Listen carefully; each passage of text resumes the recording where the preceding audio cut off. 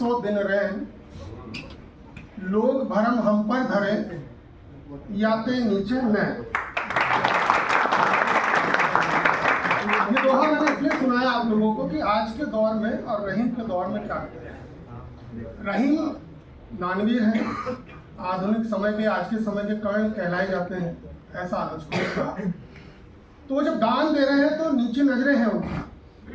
और आज के समय में आप देखिए कि 5 kilo, 10 kilo, 20 kilo, 15 kilo ration के नाम पर जिस तरह से राजनीति की जा रही है, वो मेरे सत्र के विषय को उससे कनेक्ट करती है।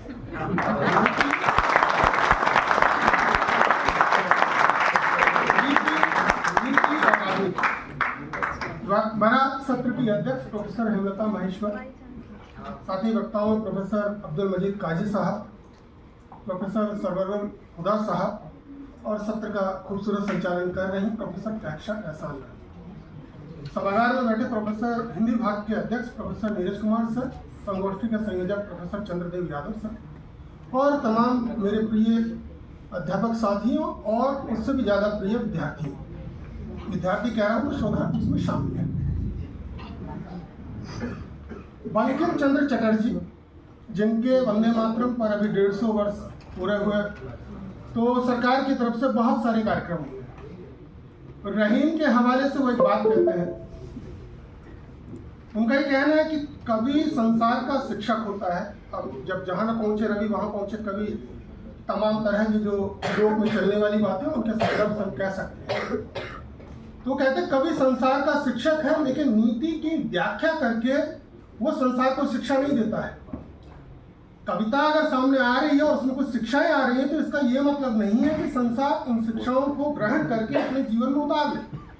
कवि ने अपनी बात कह दी, पर इस अनुभव का जो चरमोत्कर्ष है, उस सौंदर्य की जो सृष्टि है, वही तो एक साधक का परम उद्देश्य है कि वो उस कविता में या अपने शब्दों में जो सौंदर्य छुपा हुआ है उस सौंदर्य को सामने ला पाए। वहीं दूसरी दृष्टि अगर हम देखें, साहित्य का उद्देश्य निबंध में प्रेमचंद कह रहे हैं कि यहाँ नीति और साहित्य का जो एक लक्ष्य है, दोनों का लगभग एक है। भारतीय साहित्य के संदर्भ में अगर हम बात करें, पर उपदेश की विधि में अंतर है। देखिए, जब हम बात करते हैं कि साहित्य में जो है सौंदर्य शास्त्रीय प्रतिमान हो, कला और सौंदर्य की एक लंबी बहस हमारे पास मौजूद है, तो एक तरफ जब ये बात कही गई कि नीति शास्त्र और साहित्य शास्त्र में लक्ष्य भले एक है, पर दोनों के उपदेश की विधि में जो अंतर है, उसमें क्या अंतर है कि नीति शास्त्र तर्कों और उपदेशों द्वारा बुद्धि और मन को प्रभावित करने का प्रयत्न करता है, नीति शास्त्र। और वही साहित्य क्या कार्य करता है कि साहित्य ने अपने लिए मान लीजिए कि मानसिक अवस्थाओं और भावों का एक क्षेत्र लगभग चुन लिया है, प्रेमचंद कह रहे हैं।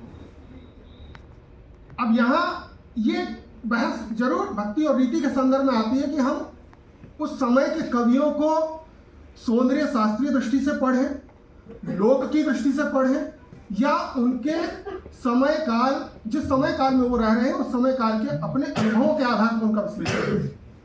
जो शुक्ल जी रहीम के संदर्भ में अपने हिंदी साहित्य के इतिहास में कहते भी हैं, तो संसार के गहरे अनुभव वाले कवि हैं।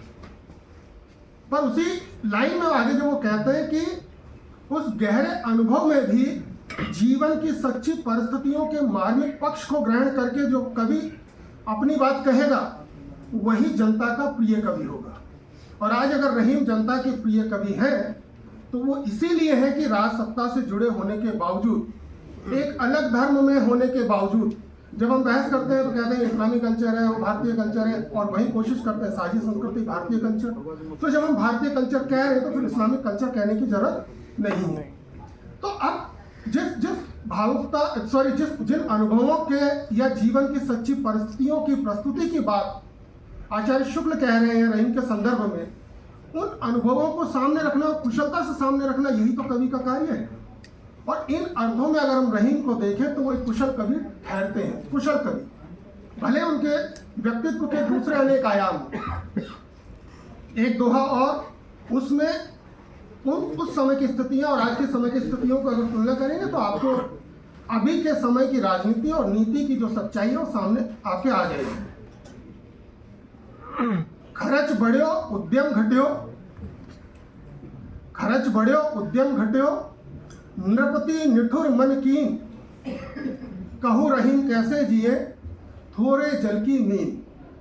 अर्थात कि खर्चा बढ़ गया, महंगाई बढ़ गई, उद्यम कार्य कामकाज उद्यम जो है वो कमजोर हो गया है, कम हो गया है, घट गया है, बेरोजगारी ज़्यादा है। ऐसे में रहीम कह रहे हैं कि फिर आप बताइए कि थोड़े से जल में रहने वाली मछली थोड़े से जल में कैसे जीवित रह सकती है। आज के समय की राजनीति को समझने के लिए ये दोहा पर्याप्त है। इसलिए पर्याप्त है कि आज की स्थितियां भी लगभग वैसी ही है कि महंगाई लगातार बढ़ रही है, उद्योग धंधे ठप पड़े हैं, बहुत थोड़ा सा जल रह गया है, और वो थोड़ा सा जल अगर है तो वो इसलिए मौजूद है कि अभी भी साहित्य की दुनिया विद्यमान है। अभी भी सत्ता में रहने के बावजूद रहीम जैसी कविता कहने वाले लोग मौजूद हैं। एक दृष्टि देकर मैं अपनी बात को खत्म करूंगा। दृष्टि है कि सत्ता से गहरे संपृक्त कवि है रहीम। सत्ता का संरक्षण एक तरह से उनको प्राप्त है, और इसके बावजूद वो एक हिंदू कल्चर को लेकर वो बात कर रहे हैं। अब स्थिति आज की आ जाइए, सत्ता का संरक्षण प्राप्त कोई कवि किसी दूसरे धर्म के जीवन पर, दूसरे धर्म के कल्चर पर कोई बात कह दे और रहीम की तरफ बच जाए तो गनीमत है। बहुत शुक्रिया।